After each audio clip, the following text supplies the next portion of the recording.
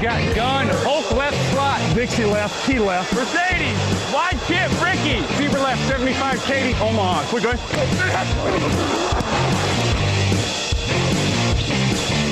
Last play of the game. Who's going to win it? Luck rolling out to the right. Dumps it up to Donnie Avery. Yeah! Goal line. Touchdown. Touchdown. Touchdown. Touchdown.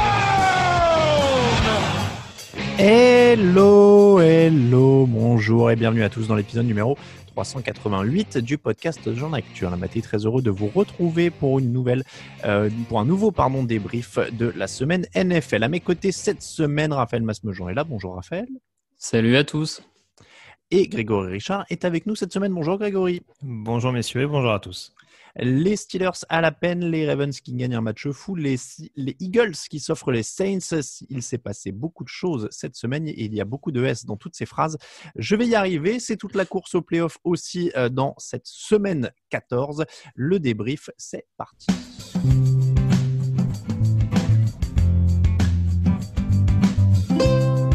Salut, c'est Laurent du Journée Tardif en direct de Miami et vous écoutez Touchdown Actu.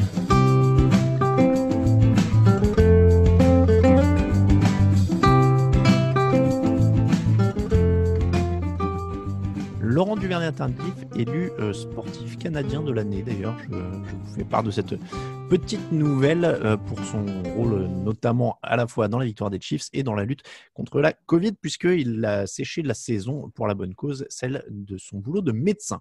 Messieurs, on passe d'abord, avant de parler des Chiefs, aux Steelers. Bills 26, Steelers 15. Deuxième défaite de suite pour les Steelers. L'attaque a été étouffée avec seulement 224 yards gagnés. La défense n'a pas réussi à contenir Stephon Diggs. Est-ce qu'on commence à paniquer pour Pittsburgh, Raphaël? Écoute, on paniquer, c'est toujours pareil. Ça dépend quel objectif et ce qu'on imaginait pour eux, j'ai envie de dire, à ce niveau-là. Enfin, panique pas, ils seront en play-off, ils sont déjà en play-off, ils ont l'opportunité de poser souci grâce à leur défense à beaucoup d'équipes. Après, effectivement, on peut commencer à se dire quand même qu'en attaque, le play calling trouve pas forcément les bonnes solutions pour mettre tout le monde dans les bonnes conditions. On a quand même un jeu fait tout en passe courte, beaucoup de screen pass, beaucoup de slant, pas forcément qui utilise pas forcément la vitesse de Claypool, de Deontay Johnson. Enfin voilà, on peut se poser des questions là-dessus quand même au niveau du play call. Donc on peut s'inquiéter, j'ai envie de dire, sur la forme offensive depuis quelques semaines du côté de Pittsburgh. Ils ont eu 7 drives de moins de 10 yards dans cette rencontre. Grégory, est-ce que toi, tu es inquiet pour cette attaque notamment? Forcément, je rejoins un petit peu ce qui avait été dit par Raph. C'est sûr qu'en effet, il y a une inconstance qui reste assez prégnante, je trouve, depuis quelques semaines. Je ne sais pas si, paradoxalement, le match de Thanksgiving qui a été reporté, on a l'impression que Baltimore, ça les a un peu reboostés derrière. Pittsburgh là, c'était un déplacement à Buffalo, c'était pas évident non plus. Mais on a l'impression que, je sais pas, ils sont quand même sur 3 matchs plus qu'en dents de scie, même s'ils n'ont pas déroulé sur toute leur rencontre cette saison. Mais offensivement, il y a quand même un certain déchet. Et puis sur 3e tentative, quand tu connais l'expérience d'un Ben Roethlisberger, te contenter d'un 1 sur 10, même si la défense des Bills a l'air d'être revenue à un niveau plus que correct depuis quelques temps, c'est sûr que ça a de quoi inquiéter dans l'optique des playoffs. La défense ne pourra pas toujours gommer les lacunes offensives s'il y en a au mois de janvier. 31e attaque au sol de la Ligue, 89,1 yards par match, 3,7 yards par course. Ils sont 31e là-dessus aussi. James Conner a 10 courses pour 18 yards. Ils n'ont pas vraiment de coureur numéro 1. Enfin, ils n'ont pas vraiment d'attaque au sol. C'est quand même un problème quand tu as un quarterback vétéran, peu mobile, qui serait blessé au pied d'ailleurs selon CBS et qui n'a pas l'air d'avoir un moral éclatant puisqu'il a expliqué au Pittsburgh Post-Gazette que s'il jouait pas bien, il fallait qu'il arrête. Donc, il a quand même toujours un pied vers la retraite, Roethlisberger, plus que d'autres dans les déclarations.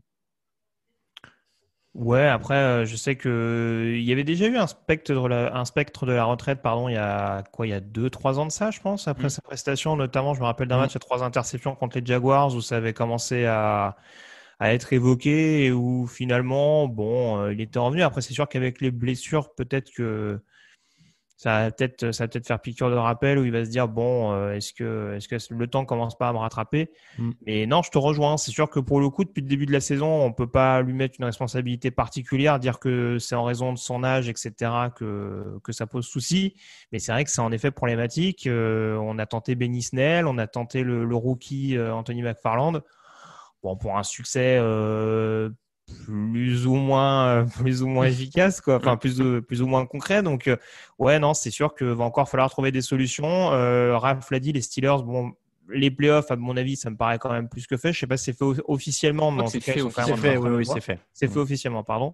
Mais ouais, non, en tout cas, profiter au moins de ces 3 derniers matchs pour vraiment bien se roder offensivement et se remettre un petit peu en confiance au vu des dernières sorties. Raphaël, il y a un moyen de se relancer offensivement? Tu vois des pistes parce qu'il fait froid, les playoffs arrivent. Qu'est-ce qu'ils peuvent encore ajuster après 13 matchs? Je pense que tu peux toujours un peu ajuster ton play calling en cours de saison sans le changer de A à Z, mais peut-être un peu plus de play action, peut-être qu'on voit pas forcément beaucoup de leur côté. Alors, vous me direz que pour que les play action soient efficaces, il faut avoir peur de la menace au sol, ce qui n'est pas forcément le cas à l'heure actuelle des gens qui affrontent Pittsburgh. Bon, je pense qu'il y a quand même 2-3 trucs à faire en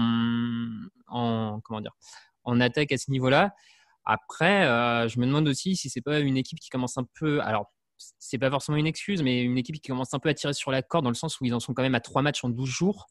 Avec les reports ces dernières semaines.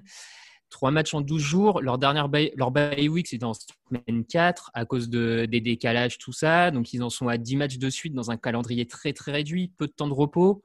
C'est pour ça que je pense que avoir le siège numéro 1 en AFC leur ferait un bien, à mon avis, assez important pour s'éviter une grande lancée de 17 matchs à la suite pour aller au Super Bowl.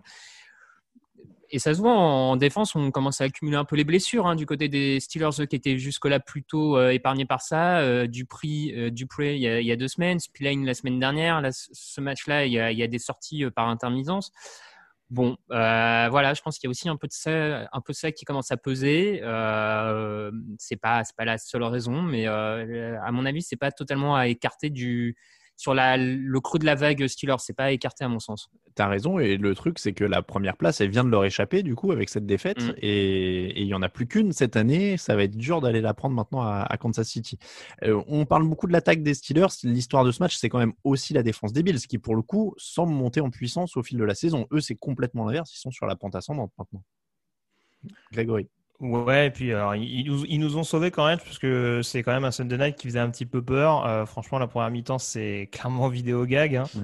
Quand on voit toutes les actions, les pertes de balles en cascade, voilà, l'attaque de Buffalo n'était pas spécialement hyper inspirée non plus sur ce match-là. Et c'est vrai qu'on a la sensation que le pick six, notamment de Tyron Johnson, réveille un petit peu tout le monde. Ils se disent ah oui, merde, c'est vrai, il y a des caméras autour, il faut qu'on se réveille un peu.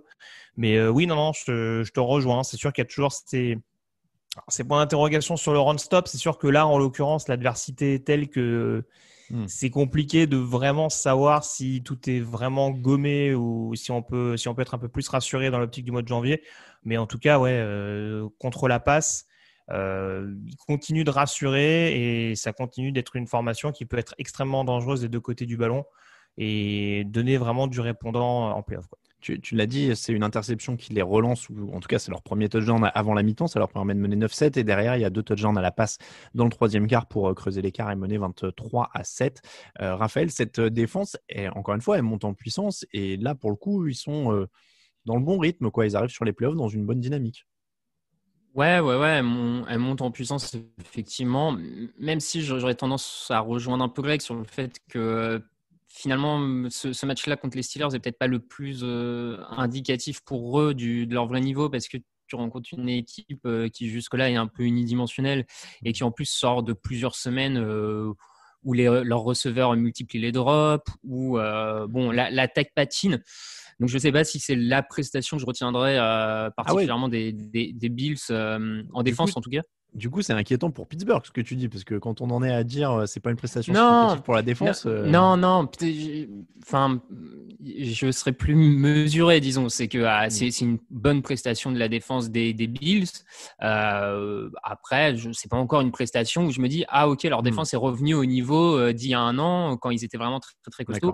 Voilà, j'en attends encore un peu plus de leur part. Mais Et je trouve que sur ce match, on allait peut-être y venir, mais c'est quand même l'attaque aérienne aussi de Buffalo qui à un moment fait la différence. Alors voilà, il y a 10 réceptions, 130 yards et un touchdown de Stephen Diggs qui se confirme quand même comme le transfert ou un des transferts réussis de l'année parce que ça change tout dans le développement de Josh Allen. Ouais, mais je crois que Brandon Beane, le general manager des Bills, a été signé il y a peu de temps, si je me trompe pas. Bon, on voit que c'est quand même une prise d'initiative, en effet, qui est couronnée de succès. C'était quand même la pièce manquante. Il y avait des bons receveurs l'année dernière du côté de Buffalo, mais comme on le disait, peut-être pas des go-to guys, des joueurs vraiment capables de faire la différence en un contre un.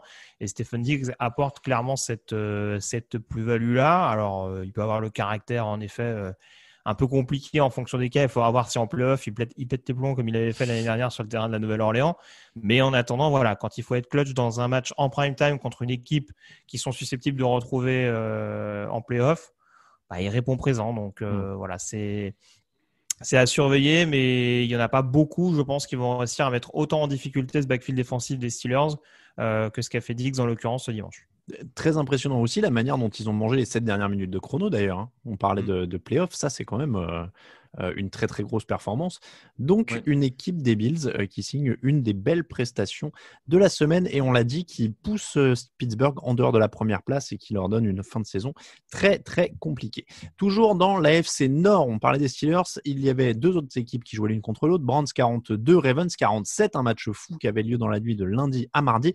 Lamar Jackson en mode Superman pour aller chercher un touchdown sur la 4e tentative en fin de match. Après l'égalisation de Cleveland, 4 passes pour mettre son kicker en position de field goal. Et le field goal de la gagne de 55 yards pour Justin Tucker, le seul kicker fiable de toute la NFL. J'ai souvent reproché à Lamar Jackson de ne pas être fiable dans les fins de match, ou de ne pas avoir de drive référence où il va chercher à la passe. Là, il a sorti une grosse action et un gros drive. Donc, je m'incline et ça, c'est une belle victoire référence pour les relancer vers les playoffs, là, pour le coup, parce qu'ils ont eu beaucoup de mal avec le Covid et plein de choses ces dernières semaines. Là, ça remet un peu tout le monde en ordre de bataille. Et finalement, c'est l'équipe des Ravens qui a des sacrés atouts, non ?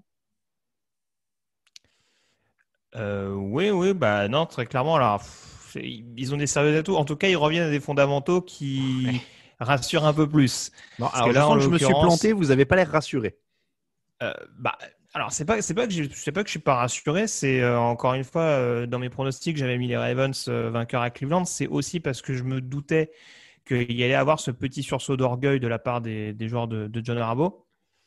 Et voilà, et en effet, il y avait ce petit syndrome de voilà, est-ce que Cleveland va pas avoir un petit complexe ? Clairement, ils en ont pas eu. Non. Et ils ont mis en difficulté aussi cette défense de Baltimore. C'est aussi ce qui me fait un petit peu tiquer le fait qu'il y ait du bon, mais aussi du moins bon dans cette équipe des Ravens. Toujours autant de pénalités en l'occurrence. Mais si on reste sur l'attaque, oui, en effet, il y a ce drive référence peut-être enfin pour Lamar Jackson en fin de match. Même si c'est pas lui qui marque les points décisifs, mais en tout cas, il permet clairement à son équipe de les marquer. Mais voilà, on est revenu à des fondamentaux. On s'embête plus à se dire, bah tiens, on va essayer de voir si Lamar peut lancer le ballon. On court. Et ça fonctionne et ça a enquiquiné Cleveland pendant une bonne partie de la rencontre, notamment en fin de match, puisque même si Cleveland est quand même en passe de s'imposer dans ce match, Baltimore a quand même mené un gros moment dans cette partie. Oui, ils ont mené 2 fois de 14 points. Il faut reconnaître à Cleveland qu'ils se sont toujours accrochés, mais ils ont eu à s'accrocher. Tu l'as dit, après, en effet, ils sont revenus aux fondamentaux. 231 yards au sol avec 32 courses contre 21 passes pour 154 yards. Donc, il y a un vrai déséquilibre. C'est du sol. Raphaël, c'est pour ça que tu souriais aussi quand on disait qu'ils s'étaient relancés. Ouais, c'est un peu pour ça. J'entends le côté Lamar Jackson réalise un comeback, on va dire, dans le 4e quart-temps.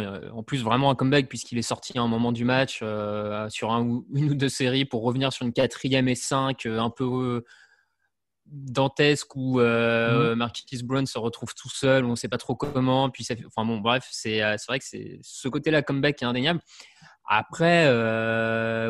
Comme l'a dit Greg, ils reviennent à des fondamentaux. On savait depuis l'an dernier qu'ils pouvaient courir très bien toute cette équipe. Et là, ils ont enfin retrouvé la clé à ce niveau-là.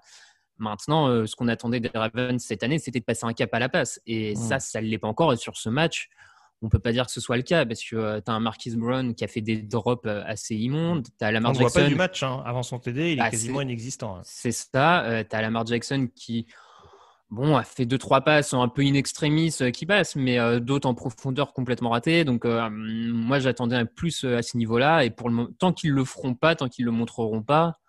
Après, comme tu dis, hein, si on pense que les Steelers ont encore 3 matchs pour relancer l'attaque, on peut aussi penser que Baltimore tout le monde a encore un peu de temps pour s'échauffer. Mais je suis pas. C'est une victoire importante pour la course au playoff. Après, c'est pas un statement à mon sens, quoi. Ok, pas plus convaincu que ça. Et alors, pas plus convaincu que ça par la défense non plus, parce que du coup, ça leur arrive pas souvent d'en prendre 42 avec plus de 400 yards, hein, a priori, puisque j'en vois 343 à la passe, 138 au sol, donc plus de 450. Oui, oui, j'ai fait L. Mais non, mais voilà, a priori, est-ce que ça, c'est inquiétant aussi? Parce qu'il y a des bonnes prestations de certains joueurs, des Patrick Quinn, des joueurs jeunes comme ça, mais ils prennent le fait est qu'ils prennent 42 pions. T'as mis le doigt sur quelque chose, c'est que oui, en effet, il y a des bons joueurs, mais ça reste un effectif qui est paradoxalement un peu jeune et qui a tendance à pêcher un petit peu dans cette. Voilà, j'en parlais tout à l'heure avec les flags notamment. Voilà, il y a des erreurs mentales qui sont quand même assez inhabituelles quand on connaît les Ravens. Alors, je me cache derrière la jeunesse, il n'y a pas que. Je sais qu'il y a une pénalité notamment pour Jimmy Smith à un moment donné, qui est censé être un des 4 du backfield. Il y a des absences, on le répète sur les lignes, ils sont pas forcément aidés. Mais en attendant, je veux dire, il y a quand même des joueurs qui sont quand même, voilà, il y a un cadre, il y a une atmosphère, si je peux parler ainsi, où tu te dis bon, voilà, ça reste Baltimore et normalement il y a de quoi se faire respecter sans avoir besoin de faire des fautes un petit peu stupides. Et oui, non, mais en l'occurrence, c'est sûr que cette jeunesse, malheureusement, leur coûte un petit peu cher sur certains matchs. Mais après, pour le coup, c'est vrai qu'on peut taper sur la défense de Baltimore. J'ai quand même été assez bluffé par cette attaque de Cleveland. Alors voilà, j'allais demander, accrochez-vous pour la formulation de la question, est-ce que cette défaite des Browns est plus encourageante encore que leur victoire? Que la victoire de Baltimore, tu veux dire? Non, que leur précédente victoire. Parce que quand ils gagnaient ces derniers temps, on disait oui, mais c'était contre des équipes faibles. Bon, là, ils perdent contre une grosse équipe, mais en faisant un gros match. Moi, j'ai envie de répondre non. Moi, j'attendais quand même à ce qu'ils arrivent enfin à battre Steelers, Ravens, qu'ils arrivent à montrer un peu, à bomber le torse et à dire on est la deuxième équipe, voire pourquoi pas même un des futurs cadres de cette division. Je trouve que du coup, Greg l'a un peu mentionné tout à l'heure, il y a peut-être encore ce côté un peu petit frère, pas encore prêt, qui est remis à sa place. Alors même si il y a 40 points, mais le fait est qu'ils le perdent encore une fois, malheureusement. Et ça, moi, j'aurais été plus convaincu par une victoire 21-10 que par une défaite 45-2, tu vois. Enfin, 45-42, je sais plus le score, pardon, 47-42. J'essaie de voir le positif, mais sur le premier match de la saison, ils avaient pris un 38-6 contre les Ravens, donc il y a déjà une progression. Oui, non, mais ça, ils ont progressé au cours de la saison, ça, aucun doute, ok.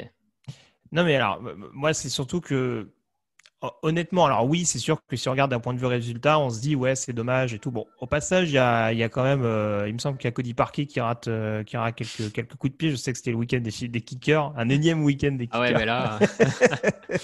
Mais bon, ça, malheureusement, ça coûte un petit peu cher à l'arrivée.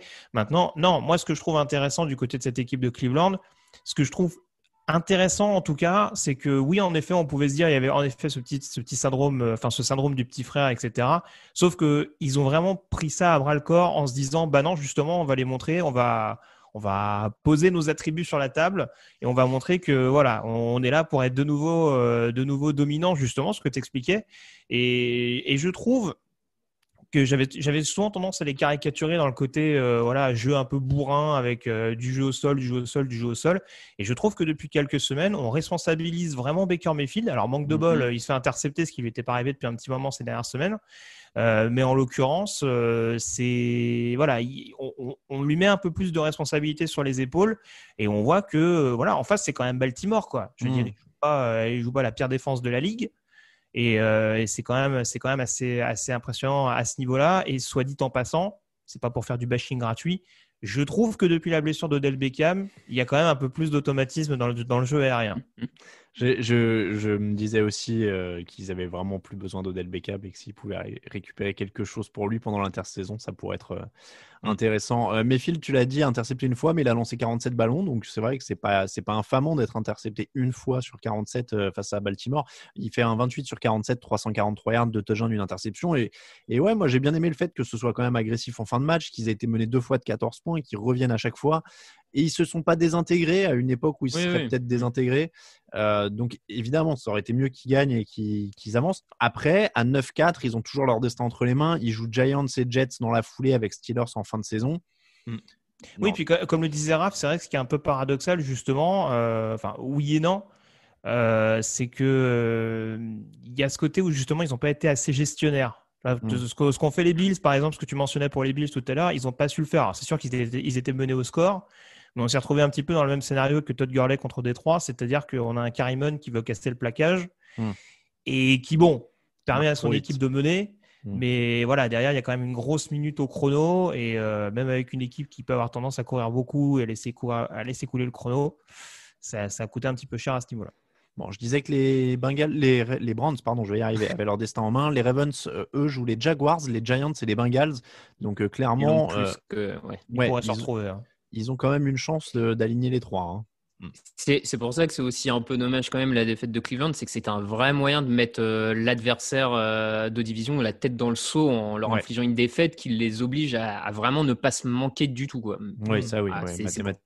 Mathématiquement, il les enterrait quasiment, en effet, s'il gagnait. J'ai réussi de façon à Cleveland, donc je chipote, on va dire. On finit les affiches de la semaine avec Eagles 24, Saints 21. La grosse surprise de la semaine. Premier match pour Jalen Hurts et première victoire contre les Saints, s'il vous plaît. Hurts termine à 17 sur 30, 167 yards, un touchdown et 106 yards au sol.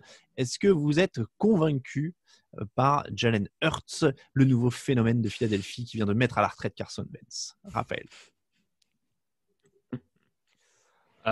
Convaincu, non, je dirais pas jusque-là. Par contre, ce qui est sûr, c'est qu'il apporte plus de vie et de dynamique à cette équipe qui avait l'air vraiment de couler semaine après semaine avec Carson Wentz en quarterback. Là, il y a une stat qui trompe pas sur l'ensemble des snaps sur lesquels il était sous pression. Il n'a pas perdu de yards. Il en a fait gagner à son équipe en réussissant à être mobile, en se débarrassant vite du ballon, en évitant les sacs, ce qui était un des gros problèmes de Carson Wentz ces dernières semaines, qui mettait trop de temps à lancer et du coup encaissait beaucoup trop de sacs. Donc, rien que pour ce côté-là, forcément, il apporte quelque chose à cette équipe, même si ça reste pas parfait, qu'il y a encore des. Bon, voilà. Après, on est sur un rookie lancé comme ça même pas en plein milieu de saison, en fin de saison, donc qui s'adapte et qui fait ce qu'il peut aussi. Hein. Mais l'équipe la plus haute forcément, c'est du mieux. moment en plus. Ouais, c'est ça. En plus, avec une défense des Saints qui était vraiment jusque-là en grande forme, donc.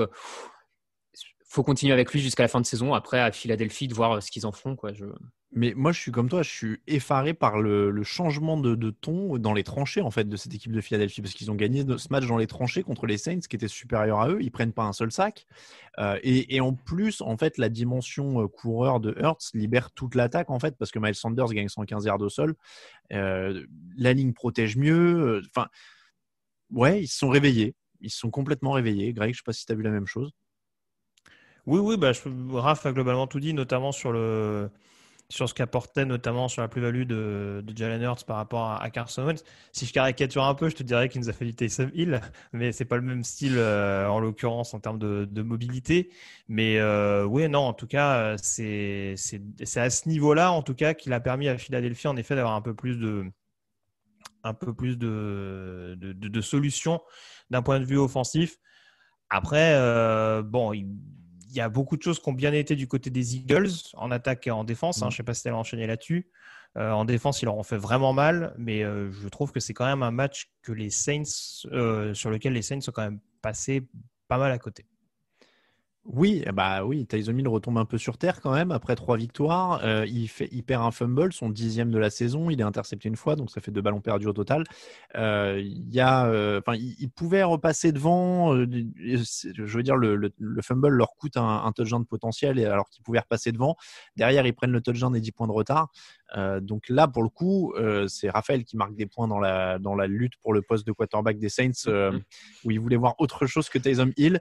Je pense que tu vas te réjouir du retour de Drew Brees.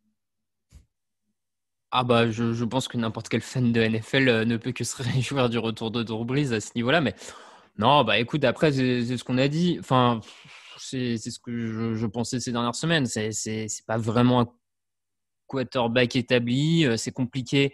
Là, il a quand même mis 3 quarts temps quasiment à vraiment se lancer au niveau du jeu aérien. Et même à la fin, il loupait des joueurs ouverts de manière assez évidente. Bon, voilà. Sean Payton a montré qu'il pouvait gagner avec lui. Il a réussi aux 3 quarts, j'ai envie de dire, son pari. Bon, passons à la suite offensivement. Voilà. Ouais, ils ont pris 8 pénalités aussi dans ce match. L'expérience Taysom Hill donc, touche probablement à sa fin. Alors, on ne sait pas encore si. C'est pas sûr qu'ils reviennent d'ailleurs dès le prochain match de Drew Brees parce qu'ils attendent qu'il soit à 100%. Donc, on fera peut-être le bilan la prochaine fois d'ailleurs de l'expérience. Ouais, après, ils sont à 3. Après, c'est pas spécialement sur lui que j'aurais tapé sur ce match-là. Honnêtement, mais on parlait des tranchées tout à l'heure. La ligne offensive a quand même beaucoup souffert. J'ai pas vu la ligne des Saints souffrir autant face aux Eagles qui se sont pas mal fait plaisir, hein, notamment Hargrave et surtout Josh Sweat qui finissent tous deux à 2 sacs. Et puis le run stop qui était une de leurs forces habituellement, je crois avoir vu passer le fait qu'ils n'avaient jamais autorisé un seul joueur à plus de 100 yards sur plus de 50 matchs de suite. Là, il y en a 2 quoi. Donc encore une fois, c'est pas d'évaluer ce qu'ont fait les Eagles en face, hein. Mais est-ce qu'on n'est pas arrivé un peu trop à la fleur au fusil? J'ai vu un match vraiment très décevant de la part de Marshawn Lattimore, qui a été vraiment aux fraises, qui a concédé justement des pénalités. Et ils peuvent pas être à bloc toutes les semaines, on est d'accord, hein. Il y a des playoffs à préparer et en effet, ils ont montré, je pense notamment, alors sur ces références à Tampa, que voilà, il fallait compter sur eux de toute façon sur des grands rendez-vous. Mais c'est vrai que sur ce match-là, même si Jalen Hurts a été plus que solide et que la défense des Eagles a bien répondu présent et a étouffé les Saints en première mi-temps, bon, c'est quand même une petite claque, on va dire, pour les remettre un petit peu dans le bon sens. Et si ça peut en plus coïncider avec le retour de Drew Brees, je pense que ce sera pas une mauvaise chose pour la Nouvelle-Orléans. On l'a dit, hein, de toute façon, ils perdent aussi dans les tranchées ce match-là. C'est une défaite un peu plus globale. On fait une petite pause et on enchaîne avec les autres matchs de la semaine. Actu, analyse, résultat, toute l'actu de la NFL, c'est sur touchdownactu.com.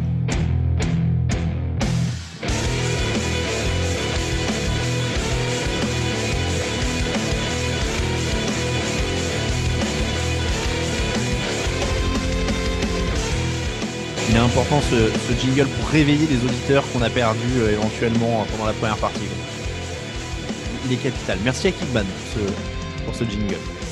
Dolphins 23, Chiefs 33. Patrick Mahomes a lancé 3 interceptions. Il a été saqué 3 fois. Les Chiefs ont perdu 4 ballons. Ils ont été menés 10-0. Ils ont pris 17 points dans le premier quart-temps. Mais ils ont marqué 30 points de suite au milieu de tout ça. Nouvelle victoire. Greg, comment on les bat? Parce que nous, on ne va plus parler. On est convaincus. On l'a déjà dit plein de fois. Greg, est-ce que tu crois encore qu'on peut les battre? Bah écoute, oui, je crois qu'on peut encore les battre. Encore une fois, tu as donné les stats.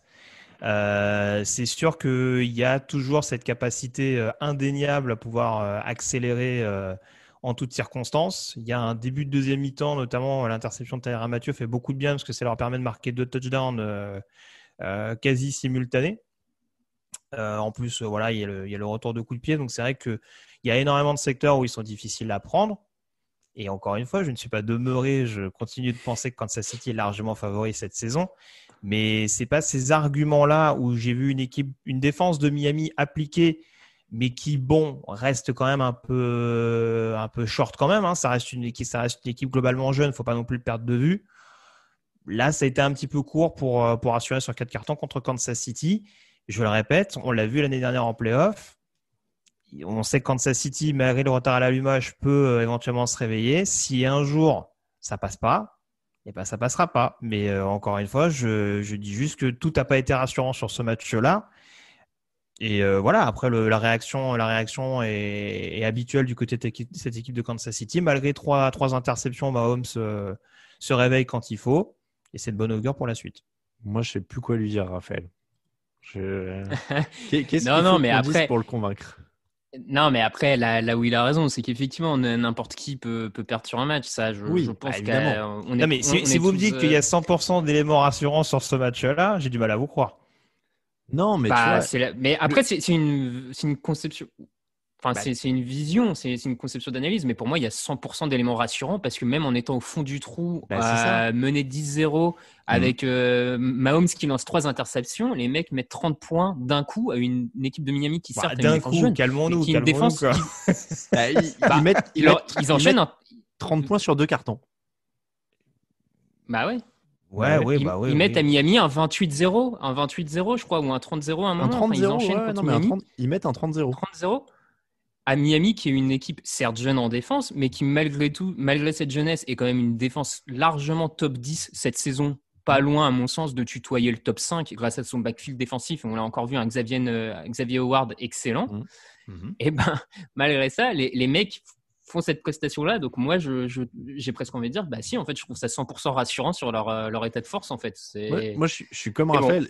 Bon. Si tu gagnes en perdant en lançant 3 interceptions, en étant mené 10-0, enfin, du coup, ouais, moi, je trouve ça rassurant. Les mecs, il peut rien leur arriver. Ils peuvent accélérer quand ils veulent. Et en fait, évidemment, tout le monde peut perdre sur un match, mais c'est juste qu'il va falloir faire un match parfait sur 60 minutes. Moi, c'est tout ce que je dis. Encore une fois, je le dis et je le répète. Le but du jeu, c'est pas de dire bêtement et méchamment, attention, Kansas City peut perdre sur un match. N'importe quelle équipe NFL peut perdre sur un match.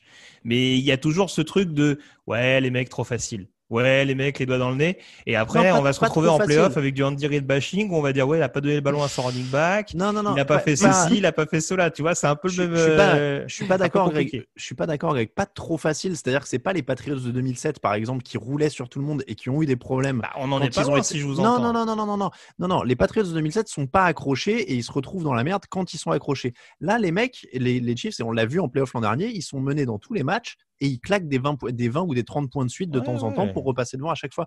Donc le truc qui est rassurant, c'est qu'ils peuvent repasser devant tout le temps, même quand ils sont accrochés. Mais ça, on est d'accord. Encore une fois, ils l'ont montré pendant toutes les playoffs l'année dernière. Ça, on le découvre pas. Enfin, moi, en tout cas, à titre personnel, je le découvre pas. Mais il y a encore des. C'est pas ce match-là, malgré l'interception notamment de Tyrann Mathieu, qui me rassure à 100%, notamment sur la défense. Il y a encore. J'exagère un peu, mais sur des matchs où ils sont un tant soit peu bousculés, je crois qu'il y a 8 pénalités sur ce match-là. Il me semble que contre Carolina, c'était à peu près le même scénario. Encore une fois, c'est des éléments qu'il ne faut pas mettre de côté. Mais je suis d'accord avec vous. N'importe qui peut perdre sur un match si tout ne se passe pas comme prévu ou quoi que ce soit. Voilà. Mais Kansas City a le moins de chances que ça lui arrive de par ce qu'il démontre depuis le début de la saison. Mais moi, c'est mon seul propos. C'est que tout n'est pas rassurant de bout en bout, mais dans aucune équipe. C'est pour ça que je précise le côté 100%. C'est que quand je vous entends, c'est peut-être pas vos propos, mais en tout cas, quand je vous entends, vous dites « Ah, Kansas City, quand même, t'es un peu dur, ils éclatent tout le monde. » Oui, mais en attendant, faut pas oublier de mettre en avant des points qui pourraient éventuellement être problématiques en playoff et qu'il faut pas négliger. Évidemment. Non, mais vas-y, Raphaël. Non, on dit pas ça, mais ils éclatent pas tout le monde. Par contre, ce qui est certain, c'est que c'est la seule équipe depuis le début de la saison qui, week-end après week-end, montre qu'ils sont capables de mettre la tête dans le seau à l'adversaire absolument tout le temps. Dans chacun de leurs matchs, ils ont une période où ils enchaînent attaque, défense, ils enchaînent. Et à l'heure actuelle, c'est la seule équipe que j'ai vu faire ça chaque week-end. Et que du coup, en miroir, j'ai envie de dire, pour les battre, il faut une équipe qui soit parfaite 60 minutes, et à l'heure actuelle, je n'ai pas vu une seule équipe de la Ligue être parfaite 60 minutes cette saison, sauf peut-être Tampa Bay contre Green Bay, et les Saints contre Tampa Bay aussi. Mais voilà, c'est un match par-ci par-là d'une équipe, et pour le moment, je ne vois aucune équipe qui a une telle constance dans son jeu que je me dis, eux, ils sont capables de proposer aux Chiefs 60 minutes entières. Voilà. Et pour citer peut-être que la magie des playoffs donnera ça. Hein. Mais pour citer Tampa Bay, Raphaël, il y a aussi ce truc des Chiefs, c'est que les mecs sont tellement forts quand même que tu peux comprendre que des fois ils aient aussi des baisses de niveau parce qu'ils ne peuvent pas être à bloc tout le temps. Quand ils ont joué Tampa Bay et qu'ils sont arrivés concentrés minute 1, ils leur collent 17-0 dans le premier quart et c'est fini. Hein. Donc il y a aussi ça, c'est que si en plus en playoff cette année ils arrivent un peu plus concentrés que l'an dernier et qu'ils prennent pas des éclats au début, ils peuvent pour le coup rouler sur des équipes mais après voilà, ils ont un niveau stratosphérique sur des courtes séquences parce que c'est peut-être pas tenable 60 minutes non plus, hein. Ça c'est autre chose aussi, c'est pas la même machine de rythme que pouvaient être les Saints ou les Patriots à une époque, donc ils ont aussi des éclats beaucoup plus hauts, mais ils peuvent pas tenir ce rythme là peut-être 60 minutes. Bon, on parle beaucoup des Chiefs encore. Tua Tagovailoa 28 sur 48, 316 yards. 2 touchdowns, une interception. Moi, je fais mon mea culpa. J'avais dit qu'ils auraient peut-être dû faire jouer Fitzpatrick sur la fin d'année. En effet, ils ont raison de faire jouer Tagovailoa. Bon, évidemment, il peut pas il peut pas suivre dans un match comme ça. Il fait pas le break avant la pause. Ils prennent un safety en deuxième mi-temps. Il y a des choses, mais là, pour le coup, c'est un rookie. On peut pas lui reprocher ça dans un match de ce niveau-là, je suppose. Non, franchement, voilà, faut continuer de voir ce que tu arrives à obtenir avec lui. Ce qui me fait un peu peur pour les Dolphins, c'est que ça risque d'être au détriment d'une qualification en playoff parce que, bon, avec les dernières semaines, et là, forcément, le fait de jouer le cadre dans la conférence, ça les met un petit peu en retard par rapport à d'autres formations. Après, Mais oui, en tout cas, si ça peut leur permettre de reculer entre guillemets d'un pas pour avancer de 2 ou 3 dès l'année prochaine, pourquoi pas. Après, ils jouent Patriots, Raiders, Bills, donc c'est plutôt à leur portée, hein, les 3 derniers matchs, pour le coup. Ouais. C'est du 50, enfin ouais. Oui, pardon, 50-50 quand même. Patriots, Raiders, quand même, ils sont au-dessus en ce moment. En ce moment, ouais. Ça peut aller vite, hein. Je t'avoue, ça fait 0-3, ça fait 3-0 comme 0-3, je serais pas étonné. Ça marche. Ouais. Raiders, justement, 27, Colts 44. C'est comme ça que semblent s'éteindre les espoirs de playoff des Raiders. Pour le coup, ils ne sont pas mathématiquement éliminés, mais maintenant, ils sont en très, très mauvaise posture. Paul Gunter, le coordinateur défensif, a été viré après ce match. Ils ont pris plus de 450 yards sur le nez, 150 yards pour Jonathan Taylor, notamment au sol. Philip Rivers était dans un fauteuil, il n'a pas pris un seul sac. Vegas n'arrive pas à ralentir la chute qui est précipitée par la défense. Clairement, maintenant, ils ont viré leur coordinateur. C'était le bouc émissaire. Mais là, j'ai envie de dire, on peut presque se tourner vers l'intersaison. C'est-à-dire que là, c'est leur axe de progrès pour l'intersaison. Tu ne gagnes pas en prenant 44. Et puis, c'est aussi simple que ça, non ? Ouais, après, ils n'ont pas. La défense, de toute façon, depuis le début de la saison, alors c'est sûr, ce qui saute le plus aux yeux, notamment, c'est d'un point de vue pass rush. Oui. Où, hormis Max Crosby, ils ont été extrêmement décevants depuis le début de la saison. Mais c'est vrai, quand on y regarde de plus près, oui, malheureusement, sur toutes les lignes, c'est problématique. Le poste de linebacker a été extrêmement irrégulier depuis le début de la saison. Et là, comme tu l'as dit, ils sont encore ouvrir par le jeu au sol des Colts. Et puis sur le backfield, je trouve qu'il y a beaucoup de joueurs qui sont un peu, qui se laissent aller à quelques fantaisies, quoi, des Joyner, des Abrams, ce genre de joueurs. Bon, disons que leurs drafts n'ont pas été des grandes réussites sur les defensive backs. Ouais, voilà. Après, en plus, sur ce match-là, bon, alors, pour le coup, voilà, là, c'est là où aussi tu dis l'attaque des Raiders doit à la limite être parfaite, quoi, parce que malheureusement, en l'occurrence, de l'autre côté, il y a 2 interceptions pour Carr et il y a notamment un fumble. Donc, c'est sûr que tout ça mis bout à bout, t'exposes encore plus ta défense qui est pas terrible. Vraiment, à la décharge de l'attaque des Raiders, les Colts sont marqués sur 7 de leurs 8 séries offensives. Donc, à partir de là, ça te laisse très peu de marge d'erreur quand même. C'est ça. Il y a quand même un pick six, par exemple, dans le lot, quoi. C'est ce que je veux dire. Oui, en plus. Après, ça n'exclut pas le fait que tu prennes plus d'une 30aine de points contre une attaque qui n'est pas non plus une des plus excitantes de l'année, même si elle performe correctement depuis le début de la saison. Ouais, Raphaël, plutôt rassuré par l'attaque des Colts ou la défense, parce qu'elle a quand même fait aussi un boulot correct avec un Kenny Moore qui a réussi une interception complètement folle. Voilà, il n'y a pas de gros pass rush, mais c'est déjà ça, et ces Colts ont l'air plutôt solides en ce moment. C'est plus l'attaque sur ce match qui m'a fait plaisir. J'ai notamment trouvé un Frank Reich bien plus inspiré sur 3e tentative et en red zone, qui avait été un peu le frein, le défaut, on va dire, de cette attaque des Colts depuis le début de saison. Là, ils ont été quand même bien plus convaincants dans ce domaine-là. Peut-être que le retour en forme de T.Y. Hilton fait aussi du bien. Le fait qu'ils arrivent enfin à se trouver avec Philip Rivers depuis 2-3 semaines n'est sans doute pas un hasard dans les meilleures performances offensives des Colts. Le retour de Castonzo sur la ligne offensive aussi, évidemment. Voilà. Après, c'est ce qu'on avait dit aussi, il me semble, au cours de l'année. C'est un peu le scénario parfait pour les Colts, ce match-là, avec vraiment une domination de leur ligne offensive qui leur permet d'ouvrir ces brèches-là pour Jonathan Taylor et de mettre Rivers dans les meilleures conditions possibles sans avoir à le forcer à essayer d'étirer les jeux. Voilà, donc tant mieux pour eux. Et comme vous l'avez dit, de toute façon, ça passe face à on va aussi en demander plus parce que ça passe face à une défense. Grégory est gentil en disant que le backfield a des moments fantaisistes. Je n'irai pas sur le mot fantaisiste, j'irai vers autre chose de plus négatif. Mais On passe aux Jaguars, 10, Titans 31, 215 yards et 2 touchdowns au sol pour Derrick Henry. À partir de là, il n'y a pas grand-chose à faire. Et Jay Brown est à 112 yards avec un superbe touchdown à une main. Ces deux gars sont merveilleux. Ils ont déroulé. Même s'ils n'ont toujours pas de pass rush, aucun sac contre les Jaguars. C'est presque moi ce qui ressort le plus pour moi de ce match, au sens où il n'y avait pas grand-chose à apprendre sur l'attaque qu'à dérouler. Ils étaient juste trop forts. Mais ça reste quand même une défense qui est pas hyper incisive, Raphaël. Oui, bah, on va faire un peu de répétition, j'ai envie de dire, on le dit depuis 14 semaines quasiment, mais ça reste le défaut majeur de cette équipe et en tout cas de cette défense, c'est ce pass rush, cette difficulté à mettre la pression sur le quarterback adverse. Ça peut potentiellement être leur plafond de verre cette saison en play-off, s'il y a play-off, mais bon, ils sont quand même bien partis pour ça. Après, sur l'attaque, je te rejoins, ça déroule.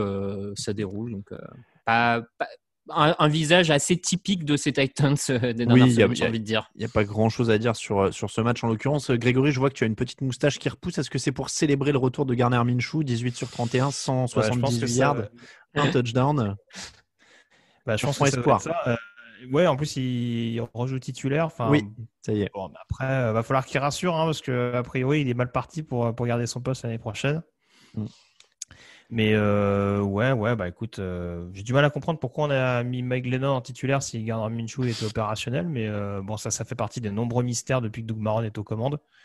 Donc voilà, il n'y a rien à dire sur ce match-là. En effet, on peut essayer de tirer des enseignements, mais il y a 2 classes d'écart et bon, c'est pas spécialement contre les Jaguars que tu peux tirer énormément d'enseignements en l'occurrence. Alors passons aux Rams 24, Patriots 3. Là encore, les Patriots ne sont pas mathématiquement éliminés de la course au playoff, mais il doit leur rester quelque chose comme 5 ou 10% de chance si j'ai regardé les probabilités.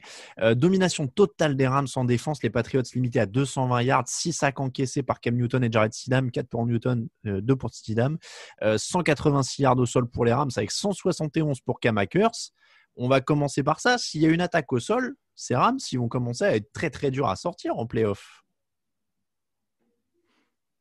En effet, c'est assez complet depuis le début de la saison. C'est sûr qu'il y avait ce backfield de comité qui faisait qu'un coup c'était Brown, un coup c'était Anderson, un coup c'était Akers. Akers a été drafté relativement haut en deuxième tour l'année passée, donc ça reste quand même un projet pour prendre la suite de Todd Gurley.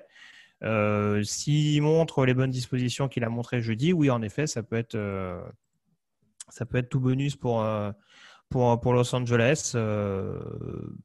Il faudra être, parce que c'est ce qu'on disait tout à l'heure, il faudra être régulier sur 60 minutes. Du coup, mais en tout cas, il y a quand même beaucoup de paramètres. Offensivement et défensivement, ils ont posé quand même pas mal de problèmes à cette équipe des Pats. Raphaël, il commence à... Oui, Rams, Raphaël. Non, mais ils ont l'air bien avec ce jeu au sol, parce que tu limites l'impact de Goff et là, t'es pas mal, quoi. Oui, ils sont sur une bonne dynamique. C'est mieux offensivement. Défensivement, ils arrivent à maintenir leur bon début de saison et le cap où on était un peu étonné par une aussi bonne défense de Los Angeles. En tout cas, ils arrivent à maintenir ce cap. Donc là, c'est forcément... le tout dans le tout avec ce jeu au sol que McVay arrive à utiliser à bon escient, ça ne fait que permettre à Goff d'être dans la bonne situation. Enfin, c'est une défense quand même des Patriots qui est pas mauvaise en plus cette saison, donc ils font une prestation assez établie de ce niveau-là. Enfin, une défense des Patriots qui avait quand même bien bloqué les Cardinals il y a encore une semaine ou deux. J'ai un petit trou là-dessus sur la date, mais bon, c'est une bonne nouvelle pour la suite et mine de rien, ils sont pas, enfin, j'ai plus le tableau en tête, mais ils peuvent encore accrocher la tête de série en NFC, non? Ils sont 3e actuellement de la conférence et du coup, je ne veux pas te dire de bêtises, donc je vérifie. Ils sont 3e de la conférence, ça je me rappelle, et ils sont à un match des Packers et des Saints, donc mathématiquement, clairement, ils sont encore en course pour la tête de série numéro 1, tout comme Seattle, qui a le même, bilan. Voilà, c'est les deux qui peuvent encore taquiner tout ça. Les Patriots, en un mot, on reconstruit par où? Parce qu'on va commencer à penser à l'intersaison. Par la tête, je crois, non? Oui. Ça me semble bien. Non, mais la priorité numéro 1, c'est de trouver un quarterback ou Oui, parce qu'on a encore vu Cam Newton. J'ai jamais été un grand fan du style de jeu de ce joueur-là, mais voilà, je vais pas me répéter juste pour le plaisir de le faire. Mais voilà, malheureusement, ce qui pouvait être un de ses atouts par le passé, le jeu extrêmement physique à la course, tout ça, on voit que maintenant ça devient un petit peu rédhibitoire et quand il doit compenser par le jeu à la passe, voilà, parce que malheureusement son pick six arrive juste après l'interception de Miles Bryant qui aurait pu permettre justement aux Patriots de récupérer un tant soit peu de momentum. Donc ouais, je sais pas ce qui va être décidé en l'occurrence, mais je suis pas sûr que Cam Newton soit vraiment un projet à court ou à moyen long terme désormais pour les Pats. Bon, Raphaël, le quarterback aussi, on est d'accord. Je sais pas si c'est la priorité suivant le marché Oui. et la situation dans laquelle tu te trouves à la draft. Je j'ai pas assez de connaissances là-dessus.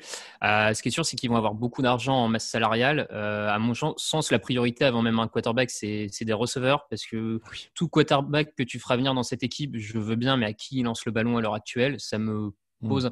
Enfin, on est quand même en train de voir une saison où toutes les meilleures équipes de la ligue ont 1, 2, voire même 3 bonnes menaces aériennes. Ouais. Et à l'heure actuelle, c'est pas ce qu'ont les Patriots. Donc, tu peux avoir mieux que Cam Newton, j'ai pas de doute là-dessus. Mais le delta entre Cam Newton et ton prochain quarterback, il devra être très très important si tu n'améliores pas les squads de receveurs. Donc, moi, j'irais même plus vers les receveurs d'abord. Non mais oui, et t'as voir raison. ce que tu peux trouver, parce que bon. T'as raison, parce que même Brady, avec les receveurs de l'an dernier, il s'en sortait pas. Donc, c'est vraiment la priorité, en effet. Seahawks 40, Jets 3, la formalité de la semaine. Wilson est à 21 sur 27, 206 yards, 4 touchdowns, une interception. Geno Smith est rentré avant la fin du troisième quart-temps. Tout le monde aime trop les Jets, visiblement. Les Jets ont gagné 185 yards, les Seahawks en ont gagné 410. Je pense pas qu'on va s'apesantir là-dessus. Grosso modo, on n'a pas appris grand-chose ni sur les uns ni sur les autres, à part que Jamal Adams a le record de sacs maintenant pour un defensive back avec 8,5 sur une saison. Voilà. Et Sam Darnold a pris 3 sacs, il est à 14 sur 26, 132 yards. Bon, c'est pareil, je crois que, à moins que quelqu'un pense qu'il y a quelque chose à tirer de Sam Darnold d'ailleurs et qu'il faut le relancer absolument dans une autre équipe. Moi, j'en ai parlé dimanche dans le fauteuil. Si vous voulez lui donner une destination, c'est maintenant. Pourquoi tu penses qu'il est cramé déjà? Moi, je pense que il n'a pas tant montré que ça, tu vois. Ouais, mais regarde, Tannehill a bien rebondi. C'est l'exemple que les gens m'ont donné sur le chat. Je suis tout à fait d'accord. Je ne l'ai pas vu faire beaucoup de saisons complètes, Darnold, depuis son arrivée à New York. Ouais, bah, ça fait partie des problèmes, justement, parce que ça fait pas. Alors, c'est pas de sa faute s'il a chopé la mononucléose, hein, mais. Bah, si, un peu quand même, mais. Oui, en plus. Non, mais c'est un peu de sa faute quand même. Enfin. Ouais, c'est pas marqué dessus, tu vois. Bah, il est pas obligé d'aller embrasser la première michto du bar, quoi. Non, mais moi, tu vois, on me dit tout le temps, ouais, c'est le contexte, il a pas de chance, c'est pourri, etc. Tu vois, par exemple, Joe Burrow, il était dans un contexte quand même pas super reluisant cette saison, et il y a des moments où je le regardais, je me disais, il a fini blessé, ouais. Bon exemple, Alain Mattei. Non, mais quand je le voyais jouer, je me disais, c'est un quarterback NFL. Oui, mais Darnold au début, tu voyais des choses aussi. Ouais, j'ai vu des choses. Tu voyais 2 drives par match de temps en temps, jamais des matchs complets ou des trucs. Moi, franchement. Moi, c'est l'argument qu'on m'avait donné l'année dernière. On m'a dit quand Sam Darnold est revenu, il finit à combien? 7-5? Bah, écoute, je lui souhaite. Hein.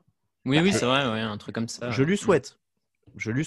Mais ce ne sera pas le premier quarterback sorti du USC, drafté au premier tour, qui était surcoté et qui, au final. Oh là là, le nouveau Marc Sanchez. Ah bah, vas-y, Alain, tu peux le dire. Bah, Marc Sanchez, Matt Lennart, enfin, tu vois, il y en a eu quelques-uns quand même. Hein, donc, je pense que c'est la référence Jets, mais bon. Bah, Lennart, il n'a pas montré grand-chose. Hein, Ah bah non. À part essuyer les chaussures de Kurt Warner à Arizona, je l'ai pas vu faire beaucoup de choses. C'est un beau rôle, hein. C'est un beau rôle. Je sais bien, mais voilà. Donc je dis juste que ce serait pas le premier pour choisir le premier tour de USC un peu surcoté. Certes, après, ça serait pas étonnant de voir, vu la situation, la difficulté de trouver des quarterbacks dans cette ligue, ça serait vraiment pas étonnant de trouver une équipe tenter le coup pour le relancer. Franchement, parce que là, franchement, il y a rien. On rappelle quand même que la semaine dernière, ils mettent 30 pions aux Raiders. Alors, je veux bien, la défense des Raiders, on en a parlé tout à l'heure. Écoute, mais il n'a pas été mauvais la semaine dernière. Je l'ai dit. On va pas épiloguer sur les Jets. On a encore beaucoup de matchs à faire. Je dis juste, je lui souhaite, mais je commence à douter. Allez, voilà. Okay. Lions 24, Packers 31. Les Packers sont champions NFC Nord. La démonstration d'Aaron Rodgers continue. 3 touchdowns à la passe, 1 au sol, pas d'interception. Devante Adams a 7 réceptions et 115 yards encore une fois. Bonne ligne. En attaque, pour le coup, il y a les Chiefs dans un autre monde, mais il y a les Packers derrière maintenant. Hein. Raphaël, je te vois hocher la tête. Oui, non, t'as raison. Là, le système, on va dire, Matt LaFleur roule vraiment très bien en cette deuxième année. C'est beaucoup plus propre. On l'avait mentionné aussi. Il y a ce côté où Aaron Rodgers accepte plus de faire bouger les chaînes, comme on dit, de jouer des passes intermédiaires et un peu moins le big play. Et au final, tout le monde y gagne. Lui particulièrement, et l'attaque. Et avec un receveur comme Davante Adams qui a une palette de routes, de tracés capable de faire et de le faire très bien, ça aide forcément cette équipe. Donc, comme tu l'as dit, en attaque, ça roule. Reste cette défense qui, à mon sens, doit encore passer un niveau pour vraiment les voir prétendants au titre final. Oui, c'est sûr que pour leur faiblesse qui est la couverture, enfin la défense du jeu au sol, là, il n'y avait pas gros test. A priori, on ne peut pas en tirer de grandes leçons parce que Détroit, c'est pas tout à fait la spécialité. Il y a eu du pass rush, ils ont saqué 4 fois Matt Stafford. Mais c'est vrai que, mine de rien, les Lions sont restés dans le match une bonne partie du temps. Il a fallu attendre le dernier quart pour que Green Bay se détache vraiment. Grégory, est-ce que tu y as vu une leçon particulière ou est-ce que c'était vraiment juste le boulot qui Ouais, avait à faire? non, j'ai vu à peu près le même scénario qu'au match aller, avec une équipe de Détroit, en effet, qui leur a donné un peu de fil à retordre, mais au fur et à mesure, bon, on a quand même vu que Green Bay était plus complet et un peu plus rassurant. C'est vrai que Aaron Rodgers dégage vraiment une telle facilité en ce moment que c'est compliqué de les stopper. Petite alerte quand même, pénalité. Je crois qu'il y a 12 flags sur ce match pour Green Bay, sachant qu'ils n'ont pas non plus une opposition monstre en phase 2, en tout cas a priori sur le papier. Donc voilà, après ce sera peut-être à surveiller dans l'optique des playoffs encore une fois. Mais voilà, c'est le bon moment pour se remettre en confiance et essayer de récupérer cette première place qui pour l'instant, entre guillemets, leur tombe dans les bras de par le résultat des Saints. C'est vrai. Mais en tout cas, c'est tout bonus. C'est vrai qu'en effet, la tête de la NFC a changé aussi puisque les Packers sont passés devant les Saints. Les Packers qui n'auront peut-être pas à craindre les 49ers en playoff au moins cette année pour se faire marcher dessus puisque les 49ers ont perdu 23-15 contre Washington. Washington qui passe en tête de la division NFC Est sans marquer le moins de touchdowns offensifs puisque les touchdowns, c'est un retour de fumble de Chase Young et une interception retournée pour un touchdown de Cameron Curl. Ça a porté le score à 23-7 dans le troisième quart. Ça a tué le match. Bon, on peut dire que c'est une équipe défensive, je pense, cette équipe de Washington. Non, mais voilà, ils sont portés par Chase Young, 6 plaquages, un sac, un plaquage pour perdre, 2 passes défendues, 2 quarterbacks hit, un fumble provoqué, un fumble recouvert, un touchdown. C'est une très très longue ligne de stats, mais ils vivent que par cette défense. J'irais même plus loin par cette ligne défensive, ce front seven qui est vraiment un niveau, parce que tu l'as dit, donc Chase Young, mais il y avait Montez Sweat le tour leur premier tour de l'an dernier. T'as Daron Payne aussi, gros niveau. Enfin, voilà, tout le monde dans ce front seven est hyper boosté. Et du coup, en termes de... Alors, toute proportion gardée, bien sûr, mais leur défense commence un peu à me faire penser aux 49ers l'an dernier, qui avaient un front seven très dominant et qui, du coup, aidait énormément le backfield défensif.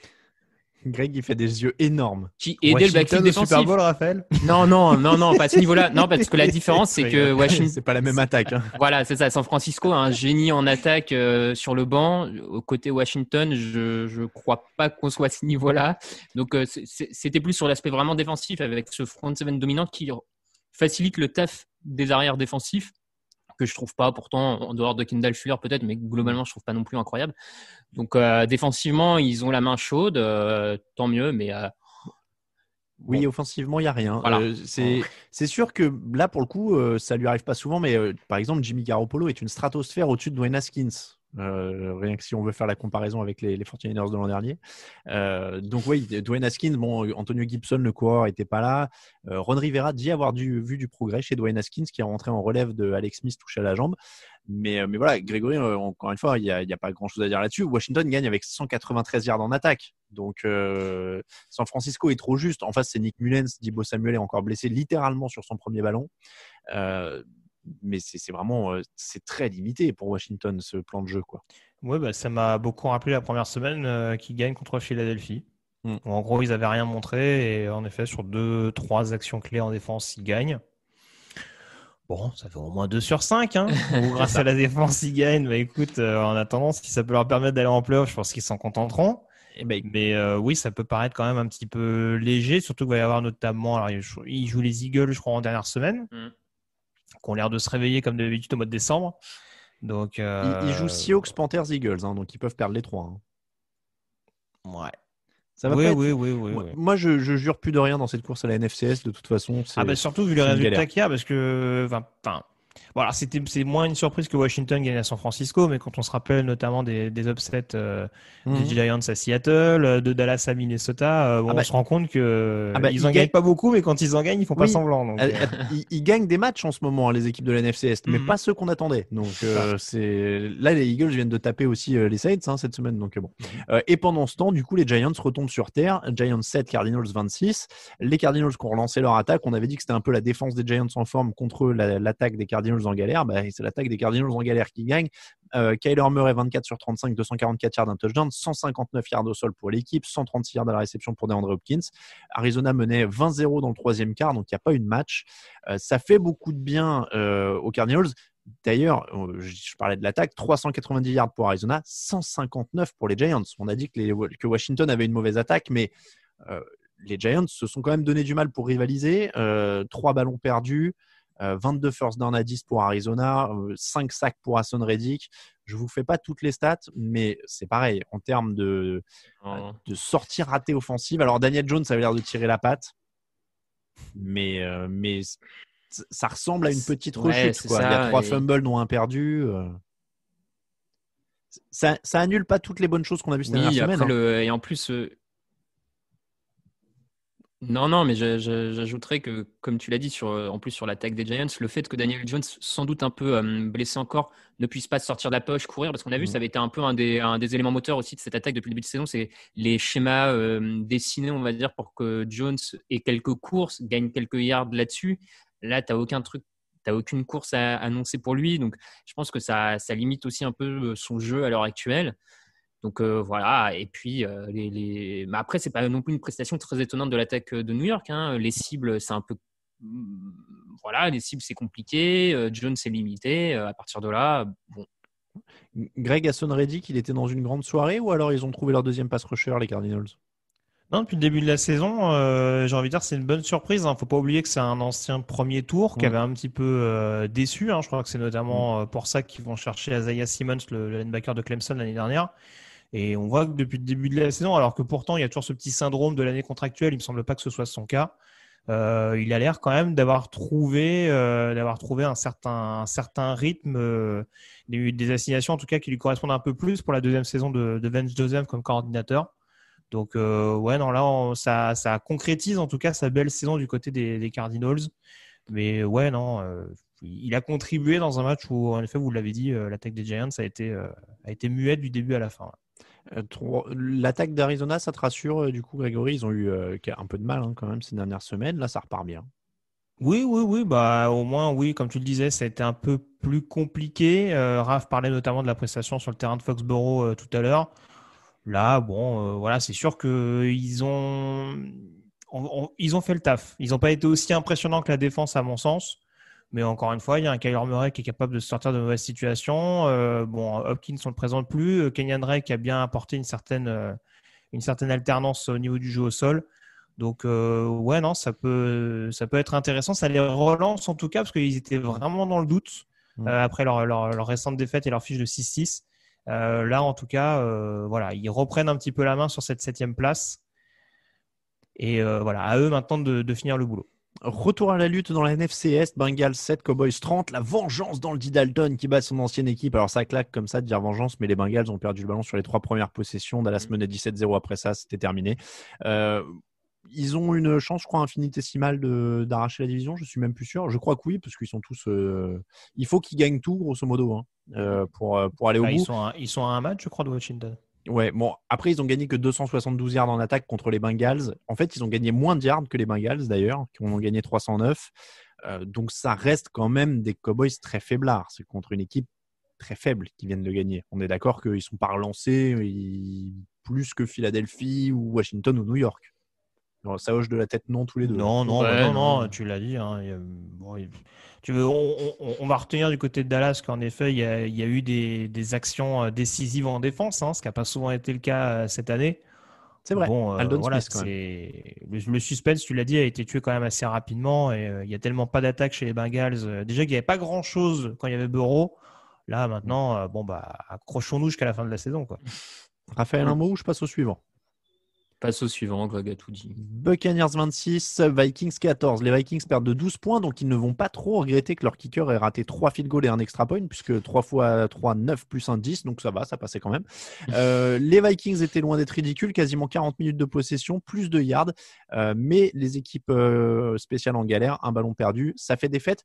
C'est cruel quand même sur la physionomie du match, Raphaël? Ouais, je trouve que c'est un peu cruel parce qu'il passe quand même. Enfin, bon, c'est toujours un peu facile de refaire le scénario du match, tout ça, mais je les trouve vraiment pas si loin que ça de Tampa Bay sur l'ensemble de la prestation. Tu as même l'impression que par moment, ils auraient pu pas repasser devant au score, mais enfin voilà, vraiment tutoyer les Buccaneers. Et c'est presque eux finalement qui sont le plus réguliers, j'ai envie de dire, sur l'ensemble du match, cette équipe de Minnesota en attaque. Parce que de l'autre côté, tu vois, Tampa Bay, c'était quand même très par intermittence l'attaque. On avait une ou deux bonnes séries de Tom Brady. Après, c'était une ou deux mauvaises séries, une ou deux bonnes. Enfin, donc, ils étaient presque plus réguliers dans ce match. Bon, au final, ils perdent un peu. Je pense que les field goals aussi, à chaque fois, ça tue un peu le momentum parce qu'en plus, tu permets à l'adversaire de repartir un peu plus proche, mine de rien. Enfin, oui, en plus. Dans une meilleure position sur le terrain. Notamment sur le field goal raté de 54 yards, c'est quand même pas mal pour faire repartir l'équipe adverse. Bon, voilà. Mais il manque quelques petits trucs à cette équipe des Vikings, mais quoi qu'il arrive, c'est mieux qu'en début de saison. Donc bon. Grégory, grosse occasion ratée pour Minnesota. Ouais, alors c'est sûr que, en effet, Raph le disait, ils ont montré des bonnes choses, notamment en début de match. Mais c'est compliqué avec une telle ligne offensive. On se répète souvent cette saison avec Minnesota, mais autant en défense, ils ont réussi à colmater la perte de leur joueur star, autant en attaque, quand ça casse bien comme il faut, quoi. Et malheureusement, Dalvin Cook peut pas tout faire, et là, Kirk Cousins s'est un peu laissé à l'abandon sur le pass pro. Donc, c'était compliqué sur le long terme de battre une équipe de Tampa qui est certes un peu plus en dilettante ces dernières semaines, mais qui a quand même suffisamment de talent pour réussir à maîtriser cette équipe. Oui, il y a 6 sacs pour les Buccaneers quand même, avec quelques grosses actions sur la fin de match qui font la différence aussi. Au sol, il y a 107 yards pour Ronald Jones, mais qui s'est cassé le petit doigt, donc on ne sait pas s'il sera disponible pour le prochain match. Et Brady, qui a quand même encore un bras quand il a le temps, il y a un touchdown de 48 yards. Il finit par en lancer quelques-unes en profondeur dans le système Bruce Arians. Grégory. Heureusement, non? Bah oui, là il y a heureusement, il n'y a que ça. Donc, il n'y a pas le choix, donc faut les lancer. Donc à un moment donné, il vaut mieux que ça tombe sur le bon maillot de temps en temps, quoi. Il continue vers les playoffs en tout cas. On enchaîne avec Bears 36, Texans 7, un match du supplice à la fois pour les téléspectateurs et pour Deshaun Watson surtout, qui a été jusqu'à prendre un grand coup dans les valseuses pour le bien de la cause, mais ça n'a pas aidé non plus. Il aura vraiment tout essayé. C'était donc pour rien. La défense des Texans a ouvert les portes en grand. Chicago avait la pire attaque au sol de la ligue. Et ils ont gagné 169 yards au sol. Mitchell Trubisky a réussi 3 touchdowns. On aurait dit Peyton Manning, c'était magnifique. Matt Nagy avait l'air d'être Eric Bieniemy. Belle sortie des Bears, mais la défense des Texans est officiellement portée disparue. Ah bah là, oui. C'est... Officiellement Oui, officiellement, oui, elle l'était depuis un petit moment, quoi. L'alerte enlèvement avait été bien annoncée bien plus tôt. Écoute, c'est une équipe qui a vraiment beaucoup de besoins partout maintenant. C'est assez compliqué. D'ailleurs, ils ont aussi la pire attaque au sol statistiquement maintenant, puisqu'ils ont permis aux Bears de sortir de la dernière place. Donc désormais, c'est les Texans qui ont la pire attaque au sol de la ligue. Joli chassé croisé. C'est ça, la défense est horrible et l'attaque en plus est décimée parce que les deux stars, à part Deshaun Watson, c'est donc Buddy Howell et Chad Hansen. Vends-moi du rêve. Et t'as oublié Keke Kuti? Oui, enfin, Keke Kuti, on le connaît globalement. On commence en tout cas à le connaître. Après, Howell et Hansen, c'est quand même pas censé être tes deux tauliers de leurs postes respectifs. Donc, c'est sûr que ça en dit un petit peu long sur la fin de saison longue que sont en train de traverser les Texans. Bon, et on est d'accord que ça relance pas totalement l'attaque de Chicago et que ça ne relance pas encore Mitchell Trubisky et Matt Nagy. On va attendre un peu pour ça, Raphaël. Oui, on va attendre totalement. Panthers 27, Broncos 32, Drew Lock, franchise quarterback, qui a fait taire son hater principal, Raphaël Masmejean, il l'a dit à la caméra à la fin. 21 sur 27, 280 yards, 4 touchdowns. C'est bon, t'es convaincu, Raphaël? Je crois même qu'il a balancé un You Like That, Raphaël, mais bon, c'est qu'un détail.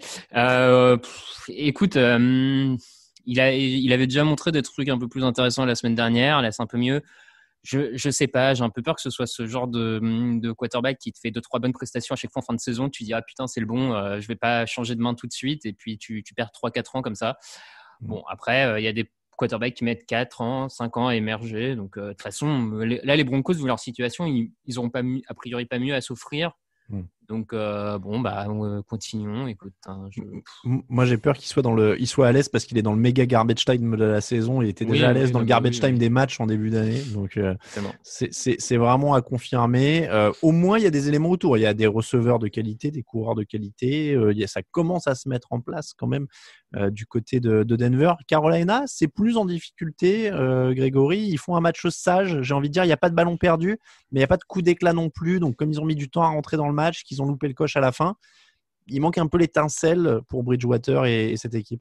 C'est ça, c'est-à-dire que Denver n'a pas volé sa victoire loin de là, mais malgré le fait que ce soit une équipe qui perd beaucoup le ballon depuis le début de la saison, là en tout cas ils sont tombés sur une équipe en face qui en effet est globalement propre dans cet exercice-là, mais qui a du mal à mettre un certain rythme. Et en première mi-temps, l'attaque de Carolina a rien montré de vraiment concret. C'est surtout le fumble de Jeremy Chin qui permet, en l'occurrence, aux Panthers de rentrer dans la partie. Mais derrière, Et puis bon, on s'interroge sur Drew Lock, mais le backfield défensif, ça continue de montrer que ça reste un point faible en défense. Il y a le pass rush qui montre de meilleures choses ces dernières semaines, de moins pire en tout cas. Mais il y a un Rasul Douglas notamment qui a été humilié pendant pas mal de temps par KJ Hamler.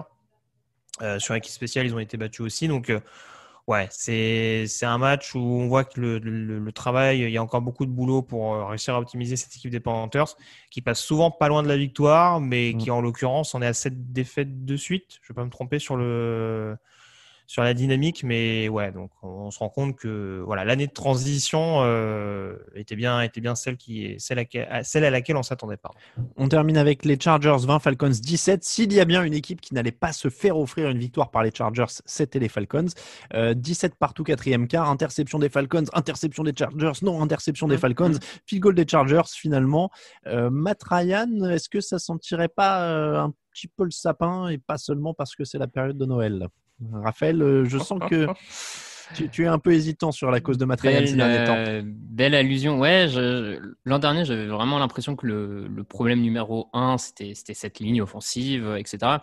Bon, cette année, je n'irai pas jusqu'à dire que la ligne offensive est sensiblement meilleure, mais je ne sais pas. C'est vrai que c'est peut-être un peu subjectif pour le coup, mais à coup pas. Mais dans l'impression, dans ce qu'il fait sur le terrain, dans ce qu'il réalise, je le trouve moins précis, je le sens moins véloce dans les lancers, beaucoup de difficultés, je le trouve un peu lourdeau dans la poche. Je sais pas, je suis un peu embêté quand même par tout ce qu'il montre. Pourtant, il y a quand même des receveurs intéressants avec lesquels tu as fait. Je pense qu'il y a des facteurs qui ne l'aident pas, mais c'est vrai que là, je commence à me demander si Atlanta représente pour lui un bon environnement pour qu'une équipe puisse encore en tirer ce qu'il en reste. Et je pense qu'il en reste de moins en moins en Matt Ryan. Donc voilà. La parole est à la défense. J'aimerais être en contradiction avec Raph, mais très concrètement, oui, il y avait la ligne en son temps. Je continue de penser que Dirk Cutter, j'allais dire, a perdu le rythme. Je sais pas vraiment s'il l'a eu à un moment donné cette saison. Je pense que la première page Cutter Ryan avait déjà été honorable. Je suis pas sûr que c'était forcément un bon choix de le faire revenir en tant que cordeau. Il apporte pas forcément d'idées hyper nouvelles dans la NFL moderne. Mais c'est sûr que d'un point de vue mobilité dans la poche, d'un point de vue rapidité d'exécution, là, oui, en effet, on commence à accuser un petit peu les années. Et forcément, quand la ligne est pas parfaite, il suffit d'avoir une première feinte et puis t'es déjà sur le cul, quoi. Donc il a un contrat et un salary cap au sein de la franchise qui fait que la question va forcément se poser. Ça dépendra de ce que va en faire le nouvel organigramme, mais je suis de moins en moins sûr de son retour l'année prochaine. Autant Julio Jones, je serais quand même très surpris qu'il le laisse partir. Mais Ryan, à mon avis, on va peut-être essayer de voir ce qu'on peut en tirer. Et à l'inverse, Justin Herbert, 36 sur 44, 243 yards, 2 touchdowns, une interception. Il continue sa progression. Et nous, on passe au top et au flop.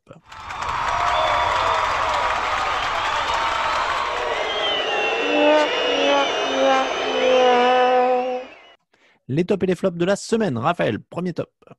Top, j'en ai rapidement parlé, mais le cornerback de Miami, Xavier Howard, auteur déjà d'une superbe interception. Donc, pour l'action en soi, ça pourrait largement mériter un top cette semaine.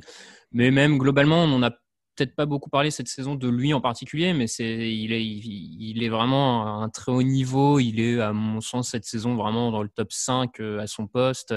Donc voilà, c'est la confirmation déjà d'une belle saison l'an dernier. Et pourquoi pas, je serais pas choqué même qu'il arrive à obtenir une voix ou deux pour le titre de défenseur de l'année dans une belle défense qui a progressé. Donc voilà, pour le mettre en avant surtout. Grégory. Il y a un TD de la Con Treadwell quand même. Non, je déconne. Alors, vous allez me voler tous mes tops ou quoi? Non, c'était pour la blague. Mais non, mon top, c'est Hassan Reddick dont on a parlé tout à l'heure. On a parlé de ses 5 sacs, mais il fait quand même 3 fumbles forcés en même temps. Donc voilà, je crois que c'était plus arrivé depuis 2002, un défenseur de Miami à l'époque. Donc non, franchement, c'est une sacrée performance. Ça va pas arriver tous les week-ends très clairement. Et quand on en a parlé tout à l'heure, mais quand on voit d'où il revient, c'est quand même assez costaud. Donc c'était quand même à souligner dans une prestation plus qu'aboutie de la part de la défense des Cards. Alors, moi, en top, à la base, j'avais la Con Treadwell pour la blague, mais du coup, Grégory me l'a piqué.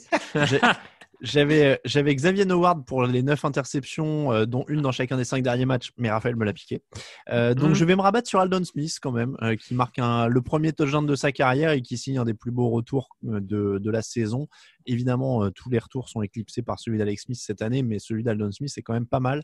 Il a quoi, 4 saisons blanches, si je dis pas de bêtises. Il a eu des problèmes d'addiction. Enfin voilà, c'est une belle histoire, un beau retour. Tant mieux pour lui, c'est un joueur avec un talent qui est quand même assez monumental. Donc tant mieux pour Aldon Smith. Ton flop, Raphaël? Mon flop, c'est un peu facile, hein, mais les Texans, rappelons-nous quand même que c'est une franchise qui avait enchaîné les participations aux playoffs ces dernières années, alors sans aller au bout ni quoi que ce soit, mais là, la dégringolade alors les blessures n'aident pas forcément, mais la dégringolade de la gestion globale de cette équipe autour de Deshaun Watson, on a vu quand même ces dernières années des équipes qui construisaient intelligemment autour de leur quarterback en profitant de son contrat rookie. Là, quels sont les investissements intelligents pour accompagner Deshaun Watson? On se pose encore la question. Et tout est en train de payer. Et, ils sont en train de les payer cash. Et bon, il va vite falloir redresser le bateau parce que sinon Watson est parti pour nous faire une carrière assez déprimante tout seul à Houston. Donc voilà. Clairement. Grégory, ton flop? Je suis très surpris que Raphaël me l'ait pas piqué, puisque après les 2 putains de fade, on a quand même eu l'épisode Anthony Lynn du week-end, quoi. Je veux dire, cette gestion de la fin de première mi-temps avec Anthony Kangel, son coordinateur offensif, parce qu'il a couru. Faut peut-être lui rappeler le rôle d'un head coach parce que visiblement il n'est pas au courant. Donc on a quand même une action où on se retrouve avec Justin Herbert, n'importe quoi. Bienvenue aux fans de Formule 1. Où il y a Justin Herbert qui est sur le point de snapper le ballon et qui calcule même pas que les équipes spéciales sont en train de rentrer sur le terrain. Bah oui, mais c'est ça aussi, tu vois, Anthony Lynn, il peut pas gérer le coordinateur offensif s'il gère les équipes spéciales. À ce niveau-là, franchement, alors je sais, on n'a même plus la force de taper sur lui parce que chaque week-end, on se rend compte de choses aberrantes, mais là, fallait vraiment qu'Atlanta leur donne le match parce que vraiment, quand on voit des actions comme ça, on se dit mais c'est fou, jusqu'au bout le mec va se faire passer pour un incapable, quoi. C'est quand même assez affolant et assez déprimant quand on est fan des Chargers. Moi qui me disais on a un peu squeezé les Chargers cette semaine, au moins Greg remet les trucs en place. Ne me remerciez pas. Écoute, moi je vais terminer avec le flop, ce sera les Raiders, puisque là je pense qu'on peut officiellement dire que petite hype partie trop tôt. Tu quittes le bandwagon, c'est officiel. C'est fini pour les playoffs en tout cas, donc voilà, c'est une petite tristesse pour moi. Il y a toujours est-ce que le flop c'est la Matei Curse alors? Non, mais voilà, il y a toujours un petit moment dans l'année, tous les ans, hein, où ma hype meurt. Bon, c'est plus ou moins tard. Avec les Jets, il m'avait fait le plaisir que ça aille très vite. J'avais pas souffert. Là, j'ai un peu espéré, c'était encore plus cruel. Voilà. Je pense que l'année prochaine, j'essaierai de me hyper sur les Chiefs. Je souffrirai moins. Tu vois, je dirais pendant les émissions de preview un truc genre les Chiefs iront en playoff. Ouais, tu vois. Ce sera moins dur pour moi parce que là, entre les Chargers au début du podcast, je me rappelle il y a quelques années, tous les ans, j'étais hypé sur les Chargers. Après, ça a été les Jets. Après, maintenant les Raiders. Et ils font tout ce que de me décevoir. Donc, je sais pas. Il faut Raphaël, c'est les Falcons. Ouais, franchement, les gars, vous êtes bien. Oui, c'est vrai. Et on a quand même annoncé annoncer quelques Super Bowls des Falcons. C'est ça. Il y en a au moins le- un dans la période. Hein. C'est vrai. C'est vrai. Le, Ouais, mais le Chargers Falcons, il est beau. Hein. c'est vrai. Bon, voilà. C'est comme ça que se termine l'épisode 388 du podcast Touchdown Actu. On remercie tous ceux qui nous soutiennent sur Tipeee. N'hésitez pas à les rejoindre cette semaine. On remercie Pierre, on remercie David de Teen Red Zone, Alexandre Guiraud, Thomas, Sylvain, Thierry, Sapous, Scorma et Ronan. Merci à tous encore une fois de nous soutenir sur Tipeee. Les contreparties sont tout en route. Je regarde sur mon bureau. Oui, tout est à jour. Toutes les lettres ont été postées.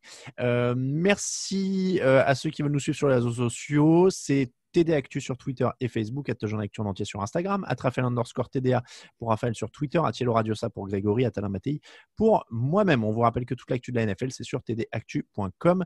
On vous souhaite une très bonne semaine. Je remercie beaucoup Grégory et Raphaël. À très bientôt, messieurs. Ciao. À la prochaine. Et très bonne semaine à tous. On se retrouve jeudi pour la preview. Ciao, ciao. Les meilleures analyses, fromage et jeux de mots, tout sur le foutu est en TDAQ. Le mardi, le jeudi, tel gâteau risotto, les meilleures recettes en TDAQ. Fumble pour JJ Watt, Bismuth pour Marshall Lynch, Proclass Global Beckham, Tom Brady quarterback, calé sur le fauteuil, option Madame Irma, à la fin on compte les points et on finit en requin.